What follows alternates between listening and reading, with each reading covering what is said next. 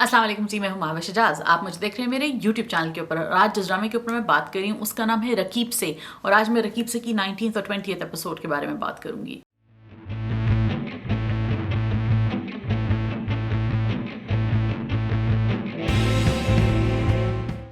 रकीब से लिखा है बीगुल ने, इसको हिदायत दिया है काशिफ निसार ने, और ये एयर हो रहा है हम टीवी से। रिसेंट रमज़ान के आई थिंक टाइमिंग्स कुछ आगे पीछे हो गए हैं, तो जिसकी वजह से ये डबल एपिसोड्स आ रही हैं।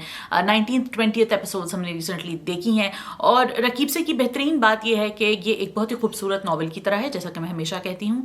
और हर किरदार, हर पेज जो अब आप पलटते हैं तो उसमें हर किरदार के बारे में कोई नया लेयर आप ढूंढते हैं, कोई नई बात आपको मिलती है about that character. So recent episodes में भी हमने जो थोड़ा बहुत किरदार देखा है वो रफ़ीक अली का किरदार हमने खुलते हुए देखा है, played by Saqib Sameer. And Saqib Sameer is such a fantastic actor. अगर आपने उनको खुदा और मोहब्बत में भी देखना हो, जो उनका एक मज़ारे स्लैश ड्राइवर टाइप का रोल है उनका, उसमें भी वो इतनी कमाल की अदाकारी कर रहे हैं और इसमें भी वो इतनी कमाल की अदाकारी कर रहे हैं। So is a really great actor, one of the good guys to watch out for. So in this episode we recently saw कि वो कैसे एक डील करते हैं मकसूद साहब के साथ सकीना के लिए। और सकीना फाइनली रिसेंट एपिसोड्स में हमने देखा कि वो फाइनली मकसूद साहब के साथ वापस उनके घर आ जाती हैं। और हाजरा जो है वो फाइनली अपनी बेटी को बता देती हैं कि किन हालात में मकसूद साहब ने उनसे शादी की थी। I was expecting a little bit more कि यार कुछ मतलब इंशा का या कुछ हाजरा जो है वो lone mother and daughter type situation में होंगे, because that would have I think probably given us more intensity. But still it's quite an intense topic nonetheless. Her father was somebody on the death row, वो मरने वाले थे, उनको मौत की सज़ा थी, उन्होंने अपनी बीवी का कत्ल कर दिया था आउट ऑफ जेलसी या वट एवर। तो ऑब्वियसली ऐसे हालात में उनकी बेटी से शादी कौन करता?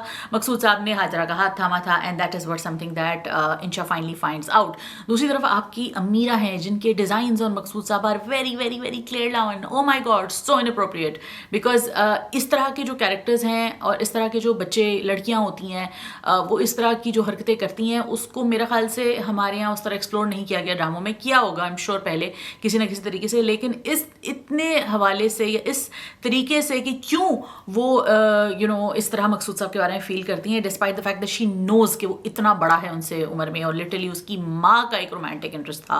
सो रिसेंट एपिसोड में हमने एक कॉन्वर्जेशन देखी बिटवीन हाजरा एंड अमीरा, और वो उस एपिसोड उस पोर्शन में या उस बिट में वो हाजरा उनसे कहती भी है कि तुम्हें इस उम्र में इस तरह की बातें नहीं करनी चाहिए। And to that she responds, and that's a very clever way of explaining to the audience why she is like that. She's like that because उसने बचपन से ये कहानियाँ सुनी हैं. She's like that because उनके यहाँ ये जो एक maturity होती है या जो एक concept of what is appropriate for children या what is not appropriate for children exist नहीं करता. ये हम एक lower rural class की बात कर रहे हैं, जहाँ पे बचपन से माँ बाप के बीच में इस तरह की लड़ाइयाँ होती हैं. माँ जो है obsessed है अपने एक एक्स से, और बाप जो है वो मारता है उसी obsession के ऊपर अपनी बीवी को. So obviously ऐसे घर का एक बच्चा जो है वो नॉर्मल तो होने से रहा.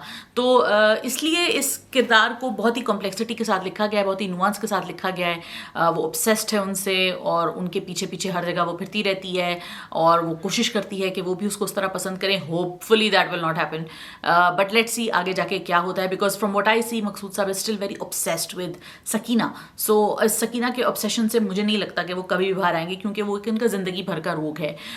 फिर आते हैं जी हम इंशा और अब्दुल की तरफ, जो कि एक रिलेशनशिप निकाह में तब्दील हो गई है, सॉलमनाइज हो गई है ये रिलेशनशिप. और इस रिलेशनशिप के अक्स में आपको ये नज़र आता है कि कैसे जब शादी या निकाह या एक मैरिज के रिश्ते में जब लोग बन जाते हैं तो कैसे डायनामिक्स बदल जाते हैं, एक्सपेक्टेशंस बढ़ जाती हैं. और जब वो एक्सपेक्टेशंस पे अगला बंदा पूरा नहीं होता तो फिर अगले को जब डिसअपॉइंटमेंट होती है तो वो किस तरह एक्सप्रेस करता है.